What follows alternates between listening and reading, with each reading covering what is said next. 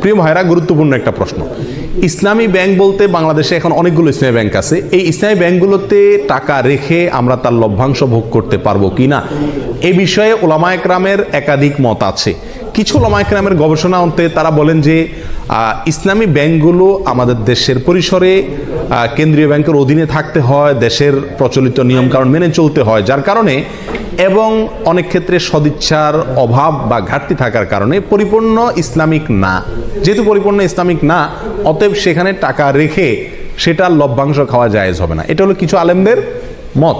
এর বিপরীতে অন্য ওলামায়ে কেরাম বলেন, যেহেতু আমাদের সমস্ত ইসলামী ব্যাংকগুলোর শরিয়া বোর্ড আছে এবং সে শরিয়া বোর্ডে গ্রহণযোগ্য ওলামায়ে কেরাম বসে আছেন, তাদের দায়িত্ব হলো এটা ইসলামী পদ্ধতিতে চলছে কিনা মনিটরিং করা, পরামর্শ দেওয়া। তো সেক্ষেত্রে ওলামায়ে কেরামের এই শরিয়া বোর্ডের উপরে আস্থা রেখে তারা কি করছেন না করছেন ওই দায়িত্ব আমার না। আমি ওলামায়ে কেরামের শরিয়া বোর্ডের প্রতি আস্থা রেখে সেখান থেকে লভ্যাংশ খেতে পারি। দুইটা মত পেলাম কিনা? এই দুই মতকে সমন্বয় করে একটা তৃতীয় মত দিই আমি আপনাদের। সেটা হলো ইসলামী ব্যাংকগুলোতে টাকা জমা রাখা এক জিনিস, আর সেখানে বিভিন্ন মেয়াদে কিস্তিতে টাকা রেখে লাভ খাওয়া আরেক জিনিস। ইসলামী ব্যাংকগুলোতে টাকা রাখা শুধু জায়েজই নয়, বরং জরুরি এবং উত্তম, এবং একজন মুমিন হিসেবে আমরা বাধ্য টাকা জমা রাখা যে কোনো ইসলামী ব্যাংকে। কেন?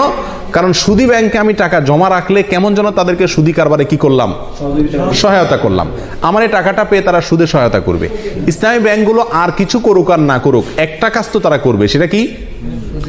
আমার এই টাকাটা নিয়ে সুদ যে হারাম, এই একটা কনসেপ্ট ইসলামী ব্যাংকগুলো বাংলাদেশে বিস্তার করছে কি করে নেই।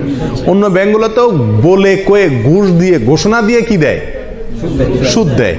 আর সুদ যে হারাম, এই কনসেপ্টটা ইসলামী ব্যাংকগুলো বাংলাদেশে একরকম প্রতিষ্ঠিত করছে। বাস্তবায়ন যাই হোক, এটা জানাইছে, এলেমটা তারা প্রচার করছে। স্বীকৃতি এবং স্লোগান হলো তারা সুদমুক্ত ব্যাংকিং চায়। অতএব তাদের কাছে টাকা রাখা আর সুদী ব্যাংকে টাকা রাখা বেশ কম আছে না নেই? সুদী ব্যাংকে টাকা রাখা মানে সরাসরি সুদখোরকে আমি হেল্প করা, ঠিক না? তাহলে আমরা ইসলামী ব্যাংকের টাকা জমা রাখবো অন্য ব্যাংকের উপরে প্রাধান্য দিয়ে, এতে কোনো সন্দেহ নাই। দ্বিতীয় হলো টাকা বিভিন্ন পলিসিতে রেখে সেখান থেকে কি খাওয়া, লাভ খাওয়া। এটা হালাল কিনা তার জন্য বলেছি ওলামায়ে কেরামদের একটি মত। অনেকে বলেছেন যে এটা হালাল, কারণ এখানে শরিয়া বোর্ড আছে, ওনারা দেখছেন, আমার আর ভেতর দেখার দরকার নাই, বাকি দায়িত্ব তাদের, আল্লাহর কাছে তারা সব বিষয়ে তো আমি গভীরে যা দেখার দরকার নাই, জরুরি না। আর সবচেয়ে বড় কথা হলো তারা বলেন মুসলিম হিসাবে আমরা যেরকম মুসলিম, ভেজালও আছে ভালো আছে, ইসলামী ব্যাংকগুলো এরকম দুধের দোয়া না, তাদেরও ভুলও আছে সঠিকও আছে। কিন্তু তারা যেহেতু সুদের বিরুদ্ধে স্লোগান নিয়ে রাস্তা নামছে এবং এটার বিরুদ্ধে একটা ফ্লো তৈরি করতে চাচ্ছে, অতএব তাদের ওখানে টাকা রেখে হালাল ব্যবসার পলিসিতে টাকা রেখে লাভ খাওয়া মাসে মাসে জায়েজ আছে। এটাও আমাদের মত। অন্য ওলামায়ে কেরাম বলেন যে না, পরিপূর্ণভাবে ইসলামীভাবে চলতে পারে না, বাধা আছে, অথবা সদিচ্ছার অনেক ক্ষেত্রে অভাব আছে, এই জন্য না জায়েজ।